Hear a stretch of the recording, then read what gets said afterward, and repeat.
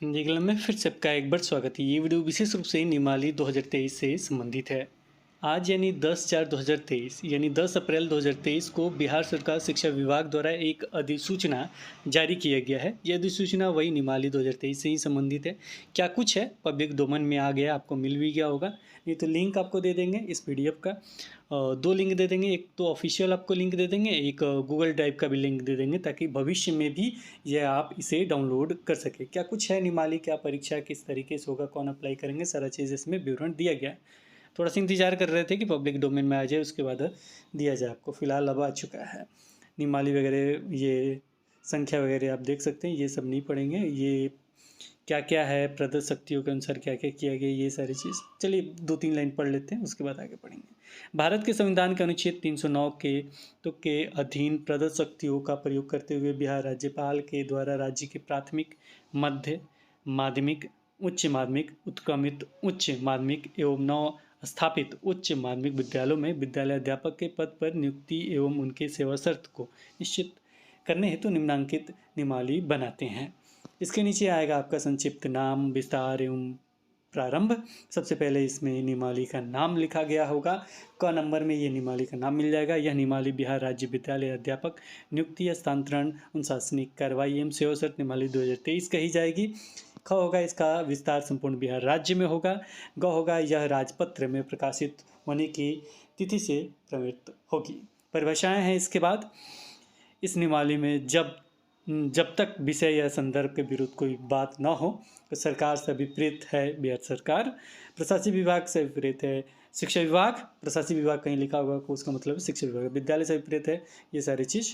ये नाम प्राथमिक विद्यालय से, अगर विद्यालय लिखा होगा तो ये है बिहार सरकार द्वारा संचालित नियंत्रित राजकीय राजकृत प्रोजेक्ट कन्या एवं राजकीय बुनियादी विद्यालय, जिसमें सभी उत्क्रमित नवस्थापित उच्च माध्यमिक विद्यालय भी सम्मिलित होंगे। प्राथमिक विद्यालय है तो 1 to 5, मध्य विद्यालय हो 1 से 8 अथवा 6 से 8 की पढ़ाई होती है। ध्यान से पढ़िएगा। प्राथमिक विद्यालय है तो 1 से 5 की पढ़ाई होती है। मध्य विद्यालय वह विद्यालय जहाँ कक्षा 1 से 8 अथवा 6 से 8, मन विशेष 6 से 8 समझ जाइए। 1 से 8 क्यों करें, क्योंकि कुछ जगह 1 से 5 और 6 से 8 सब होता है पढ़ाई, उसके लिए है। तो ये भी क्लियर हो गया। प्रारंभिक विद्यालय के विपरीत है 1 से 8 अथवा 6 से 8 या 1 से 5 तक की पढ़ाई होती है, उससे संबंधित है। ठीक है, प्रारंभिक विद्यालय। माध्यमिक विद्यालय हो गया इसके ऊपर का, अब यहाँ पे लिखा हो गया जिसमें कक्षा 10 तक की पढ़ाई होती है। उच्च माध्यमिक विद्यालय चाहे जिसमें कक्षा 12 तक की पढ़ाई होती है। जिला परिषद वगैरह का ये संक्षिप्त जो नाम है ना, वो किसको अभिप्रेत है ये पढ़ लीजिएगा। स्टार्टिंग का हमने बता दिया जो इम्पोर्टेंट था।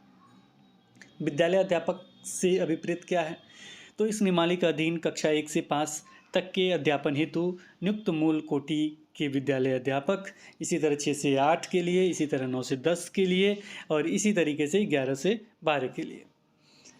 विशेष विद्यालय अध्यापक से प्रेरित है माध्यमिक या उच्च माध्यमिक या प्रारंभिक विद्यालय में विशेष आवश्यकता वाले बच्चों को शैक्षणिक विशेष आवश्यकता वाले बच्चे उन्हीं को पढ़ाने के लिए जो अध्यापक होते हैं। प्रधानाध्यापक से अभिप्रेत है कि ये सारी चीज़। प्रधान शिक्षक ये तो पहले से जानते होंगे को पढ़ लीजिएगा इसको। शिक्षकेतर कर्मी से अभिप्रेत है राज्य सरकार के विद्यालय में कार्यरत कर्मी जो शिक्षण कार्य में संलग्न नहीं है। इसके आगे विश्वविद्यालय वगैरह सारा चीज़ लिखा गया। चलिए यहाँ से पढ़ेंगे हम लोग 3 नंबर से। ये सब पढ़ना चाहें तो पढ़ सकते हैं। शिक्षक प्रशिक्षण के किसी भी उपाधि की मान्यता बिंदु पर तो ये सारी चीज़ पढ़ लीजिएगा। हम यहाँ से पढ़ेंगे संवर्ग का गठन।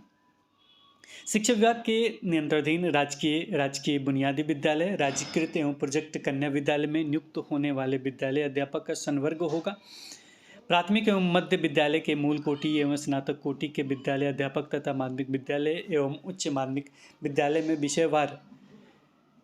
विषयवार विद्यालय अध्यापक का अलग अलग संवर्ग होगा। यह संवर्ग जिला स्तर का होगा। जिला स्तर पर सारा कार्य होगा, ये पहले से आप जानते हैं। विद्यालय अध्यापक के सभी पद सीधी नियुक्ति से भरे जाएंगे। जो भी पद होगा सीधी नियुक्ति से भरा जाएगा।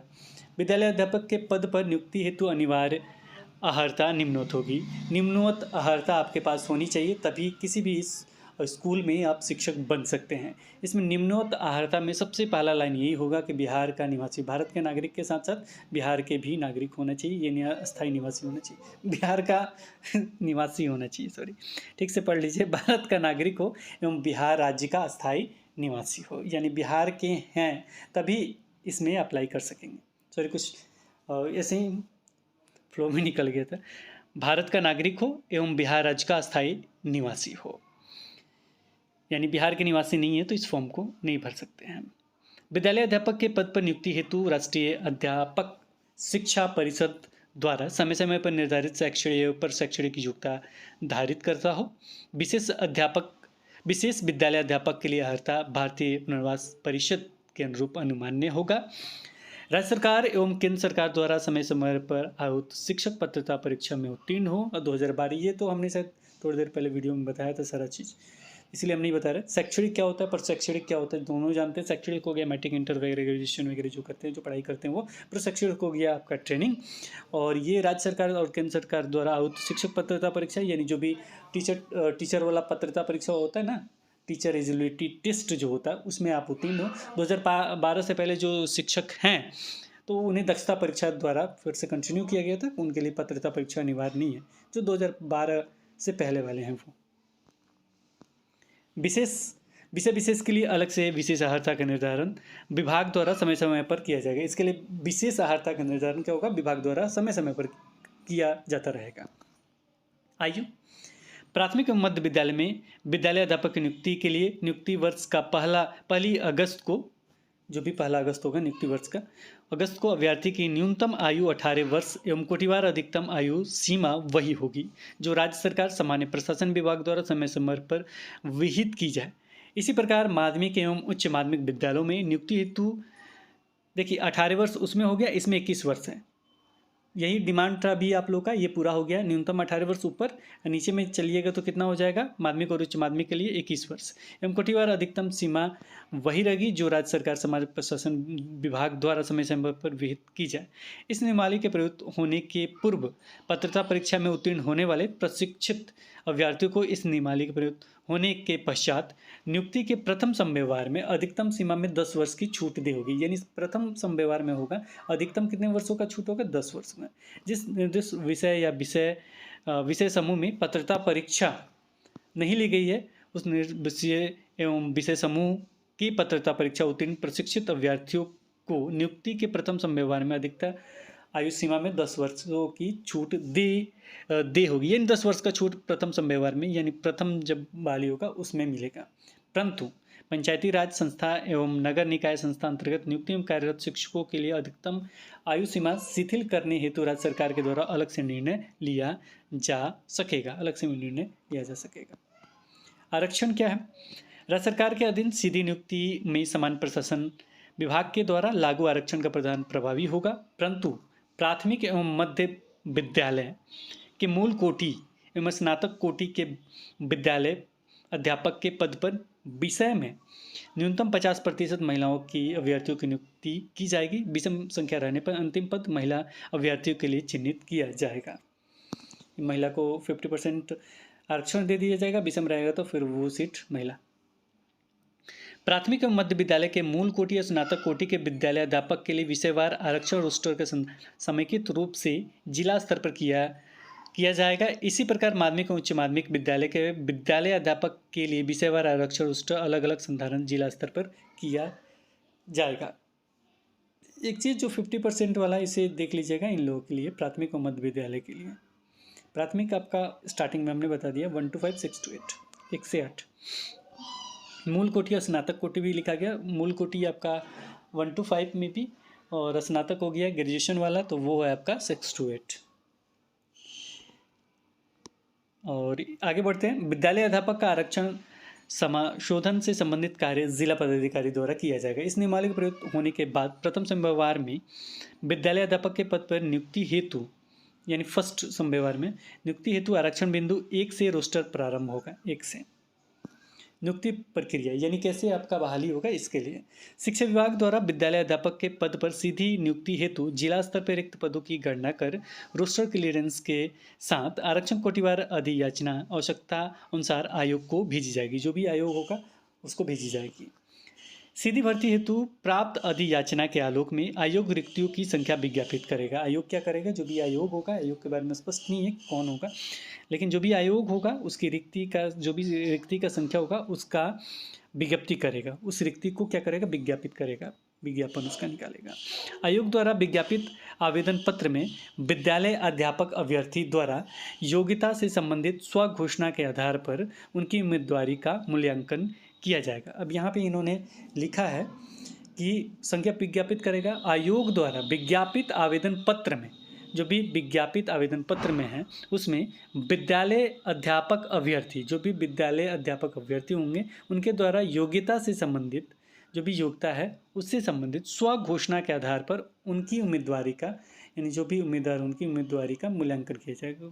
स्वघोषणा के आधार पर, यानी स्व घोषणा करेंगे जो भी अभ्यर्थी हैं वो। इसके बाद 3 नंबर, परीक्षा हेतु पाठ्यक्रम का निर्धारण। जो भी पाठ्यक्रम होगा, जो भी सिलेबस होगा उसका निर्धारण आयोग द्वारा प्रशासकीय विभाग के परामर्श से किया जाएगा। आयोग करेगा वो भी प्रशासकीय विभाग के परामर्श से, क्या पाठ्यक्रम होगा, क्या होगा। निर्धारित पाठ्यक्रम के आलोक में परीक्षा का आयोजन, जो भी निर्धारित पाठ्यक्रम है उसी के आलोक में परीक्षा का आयोजन। प्रश्न पत्रों का निर्धारण, जो भी प्रश्न पत्र हो उसका निर्धारण। उत्तर पुस्तिकाओं का, जो भी उत्तर पुस्तिकाएं हैं उसका मूल्यांकन तथा परीक्षा फल का प्रकाशन आयोग द्वारा किया जाएगा। जिस आयोग को दिया जाएगा उसी आयोग द्वारा किया जाएगा। परीक्षा के पैटर्न का निर्धारण आयोग द्वारा किया जाएगा, जिसमें आवश्यकता अनुसार विभाग से परामर्श लिया जा सकेगा। परीक्षा पैटर्न का निर्धारण जो है किस पैटर्न पे होगा, क्या होगा क्या नहीं, ये क्या होगा, विभाग से परामर्श लिया जा सकेगा, उसके बाद ही होगा। उक्त परीक्षा के लिए अर्हतांक नियत करने के लिए, यानी कितना अर्हतांक चाहिए उत्तीर्ण होने के लिए, वो तो मेरिट लिस्ट वगैरह से बन जाएगा, लेकिन कितना चाहिए उसके ऊपर में हमें लेना है। नियत करने का विवेकाधिकार आयोग को होगा, ये आयोग को होगा। तो मुझे लगता है कि अगर ये अर्हतांक वगैरह रख रहे हैं वो ठीक है, लेकिन नहीं भी रखना चाहिए, क्योंकि जितने पद रिक्त हैं, अगर किसी विषय में उनकी संख्या कम है तो उन्हें डायरेक्ट कर देना चाहिए कि सबको जब लेना है। मान लीजिए मान लीजिए एक विषय लेते हैं फिजिक्स में पिछली बार भी बहुत सारी सीट खाली रह गए थे, बहुत कम अभ्यर्थी उत्तीर्ण हुए थे। इस बार भी मुझे जहाँ तक याद है कि फिजिक्स में समथिंग कुछ सीट खाली रह गए थे, कुछ मेरे ख्याल से 1000 या जितना भी सीट खाली रह गया वो सीट खाली रह गया। अब वहाँ पे क्या है, अभ्यर्थियों की संख्या कम है, और ये डिपेंड करता है उस समय माइंडसेट कैसा होता है किसी भी अभ्यर्थी का। तो जो एग्ज़ाम देंगे अगर सीट से कम अभ्यर्थी है उसमें उत्तीर्णांक रखेंगे तो फिर कुछ छटेंगे। तो उन सारी चीज़ों को दूर करने के लिए यहाँ उत्तीर्णांक अगर कम है तो वहाँ नहीं रखना चाहिए। तो ये सारी चीज़ विभाग को विवेकाधिकार जो है उनके हिसाब से उन्हें करना चाहिए, ताकि कोई बच्चा अगर कम है, सीट से कम है, तो वहाँ तो मुझे नहीं लगता कि इस तरह का दिक्कत करना चाहिए। अगर अधिक हैं तो आप अपना जो भी लगाना है, जिस तरीके से करना है उस तरीके से करें, लेकिन जहाँ कम है वहाँ क्या कीजिएगा आप। मुझे लगता है कि कभी शिक्षक ही नहीं मिलेंगे। खास करके फिजिक्स इसलिए मैं कर रहा हूँ क्योंकि फिजिक्स जो भी साइंस के जो सब्जेक्ट है +2 लेवल पे, तो वहाँ हमेशा दिक्कत रहा ही है। बहुत कम था, पता नहीं कितना संख्या था, 4 की कितना, पिछली बार 2011 में कितना था याद नहीं आ रहा है। चलिए इसके आगे लिखा गया है, कोई अभ्यर्थी इस नियमावली के अंतर्गत अधिकतम 3 बार परीक्षा में भाग ले सकेगा। इसका कहने का मतलब ये है कि वो मात्र केवल और केवल 3 बार ही परीक्षा में भाग ले सकेंगे, वो भी अधिकतम, इससे अधिक नहीं, चौथा नहीं कर सकेंगे। आयोग द्वारा संचालित उक्त परीक्षा के आधार पर की गई अनुशंसा के आलोक में नियुक्ति की जाएगी। आयोग द्वारा की गई अनुशंसा नियुक्ति का अधिकार तब तक नहीं प्रदान होगी जब तक कि यथा आवश्यक प्रमाण पत्रों की जांच के उपरांत प्रशासकीय विभाग संतुष्ट न हो जाए कि अभ्यर्थी विद्यालय अध्यापक के पद पर नियुक्ति के लिए सभी दृष्टियों से उपयुक्त है, यानी सारा चीज़ जांच करके ही वो करेंगे। पंचायती संस्थाएं एवं नगर निकाय संस्था अंतर्गत नियुक्ति एवं कार्यरत शिक्षक इस संवर्ग में नियुक्ति के लिए नियम 7 में अंकित नियुक्ति की प्रक्रिया में भाग लेने के लिए पात्र होंगे। इस संबंध में आवश्यकता अनुसार प्रक्रिया का निर्धारण राज्य सरकार के द्वारा अलग से किया जा सकेगा। ये चीज़ उन्होंने अच्छा लिखा है। पंचायती राज संस्था और नगर निकाय संस्था अंतर्गत नियुक्त एवं कार्यरत शिक्षक इस संवर्ग में नियुक्ति के लिए, यानी जो भी कार्यरत शिक्षक है इस वर्ग में, यानी जो 7 नियम 7 नियुक्ति प्रक्रिया 7 नियम 7 में अंकित नियुक्ति की प्रक्रिया में भाग लेने के लिए पात्र होंगे। इस संबंध में आवश्यकता अनुसार प्रक्रिया का निर्धारण राज्य सरकार के द्वारा अलग से किया जा सकेगा। इसके लिए अलग से किया जा सकेगा, इसको ध्यान से समझ लीजिएगा। पंचायती राज संस्थान एवं नगर निकाय संस्थान अंतर्गत नियुक्ति एवं कार्यरत शिक्षक इस संवर्ग में नियुक्ति के लिए नियम 7 में अंकित नियुक्ति की प्रक्रिया में भाग लेने के लिए पात्र होंगे, यानी वो भी इसमें भाग ले सकेंगे। इस संबंध में आवश्यकता अनुसार अलग से सारा चीज़ गवर्नमेंट देगा। प्रमाण पत्रों की जांच, नियुक्ति प्राधिकार का यह दायित्व होगा कि वे नियुक्ति पत्र निर्गत करने के पूर्व शैक्षणिक अपर शैक्षणिक योग्यता अनुभव संबंधी प्रमाण पत्र के सहित अन्य प्रमाण पत्र में जांच वगैरह आपका प्रमाण पत्र होगा। परंतु कार्यहित में औपबंधिक नियुक्ति पत्र निर्गत किया जा सकता है एवं विभाग द्वारा, यानी पहले किया जा सकता है औपबंधिक, निर्धारित समय सीमा में अंदर प्रमाण पत्र का सत्यापन कराया जा सकता है। प्रमाण पत्र जाली या गलत पाए जाने की स्थिति में नियुक्ति रद्द करते हुए वेतन आदि मद में राशि की वसूली दंड उड़ीसा पब्लिक ये रिकवरी वगैरह के अनुसार की जाएगी। परीक्षा अवधि यानी 2 साल के लिए जो होता है वो सीधी भर्ती की नियुक्ति किए जाने वाले विद्यालय अध्यापकों के लिए परीक्षा अवधि योगदान की तिथि से प्रभाव से 2 वर्षों के लिए होगी। परीक्षा अवधि संतोषजनक नहीं पाए जाने की दशा में परिवीक्षा अवधि का विस्तार 1 वर्ष के लिए किया जा सकेगा। यदि विस्तार अवधि में भी सेवा संतोषजनक नहीं पाई जाएगी तो नियुक्ति प्राधिकार ऐसे विद्यालय अध्यापक को सुनवाई का एक अवसर देते हुए उन्हें सेवा मुक्त कर सकेगा। 2 साल के लिए होता है, वो सभी जानते भी हैं। परीक्षा अवधि में विद्यालय अध्यापक को विभाग द्वारा विहित या अन्य प्रशिक्षण सफलतापूर्वक पूरा करना होगा। प्रशिक्षण का कैलेंडर एवं पाठ्यक्रम विभाग द्वारा अलग से निर्धारित किया जाएगा। संपुष्टि, परीक्षा अवधि संतोषजनक रूप से पूरा करने, परीक्षण सफलतापूर्वक पूरा करने और शैक्षणिक प्रशिक्षण प्रमाण पत्रों आदि की जांच होने पर सेवा में की जा सके, यानी बाद में रेगुलर वगैरह हो जाएंगे वही चीज़ें। वरीयता सूची, कैसे वरीयता दी जाएगी। प्राथमिक एवं मध्य विद्यालय अध्यापक एवं विषयवार समग्रता सूची होगी। माध्यमिक एवं उच्च माध्यमिक विद्यालयों के विद्यालय अध्यापक की विषयवार सूची अलग अलग हो गई। आपसी वरीयता समान प्रसंग, ये कैसे कैसे वरीयता मिलेगा। इसके बाद स्थानांतरण का है, विद्यालय अध्यापक का पद स्थानांतरित होगा। ये सारी चीज़ कैसे कैसे होगा, स्थानांतरण वगैरह बाद में आप जान लीजिएगा। बाकी सब आगे सेवा निर्माल्यन कंपा पे नियुक्ति, ये सारी चीज़, ऐसा शिकायत अपील, वो सारी चीज़ें इसमें लिखा गया है जो आपको आगे जानना होगा। फिलहाल जो बताना तो वो हमने बता दिया।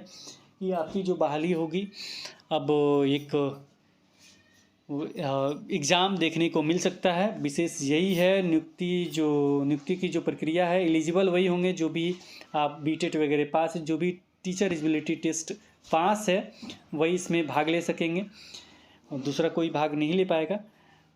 और जो भी सिलेबस वगैरह है कि कैसे होगा, क्या नहीं होगा, इसके बारे में अलग से प्रकाशित किया जाएगा। यहाँ पे सामने आपको दिखेगा, विभाग के परामर्श से किया जाएगा क्या पाठ्यक्रम होगा कि क्या नहीं होगा। लेकिन मुझे लगता है कि जहाँ पे सीट वगैरह कम है, वो तो देखना चाहिए गवर्नमेंट को अच्छे तरीके से क्या है। और ये जो स्टेट 2019 भी हुआ था वो कम हाई लेवल एग्ज़ाम नहीं था। कब करते हैं, क्या करेंगे, यही जानते हैं। बहुत पहले भी ये हुआ था, अपडेट आया था कि हो सकता है, वही चीज़ आपको देखने को मिल रहा है। इससे पहले भी शिक्षा मंत्री का बहुत बार बयान आया है कि नहीं होगा, इंटरव्यू भी नहीं होगा। लेकिन देखिए, कहने के लिए बहुत सारी चीज़ें कहा जाता रहा, लेकिन होता कुछ और है। देखिए क्या होता है आगे अपडेट। लेकिन एकजुटता बनाए रखिए, हम फिर से कहेंगे एकजुटता बनाए रखिए, एक मंच पे रहिए। जिस तरीके से आज आप एक्टिव हैं, इधर से उधर फटक कर रहे हैं कि ये हो गया वो हो गया, लगभग जब भी मुझे अब कुछ बोलना होता है तो एयरप्लेन मोड में कहना पड़ रहा है। तो इस तरीके से इसी तरीके से एक्टिव रहिए और एकजुट रहिए, यही हम कहेंगे। एकजुट करने का मतलब एक बार कुछ कहा जाए तो वो किया जा सके, वो कीजिएगा तो निश्चित रूप से कुछ और भी देखने को मिला जा सकता है। यानी आपकी बातों में सहमति होगी। वैसे तो कह दिया गया, तो वो तो देखिए आयोग वगैरह का नाम आने के बाद और कुछ अपडेट होगा। फिलहाल जो भी था वो आपको अपडेट बता दिएगा। फिर मिलेंगे एक नए वीडियो के साथ, तब तक देखते रहें, बने रहें हिंदी क्लब पे। धन्यवाद, बाय बाय।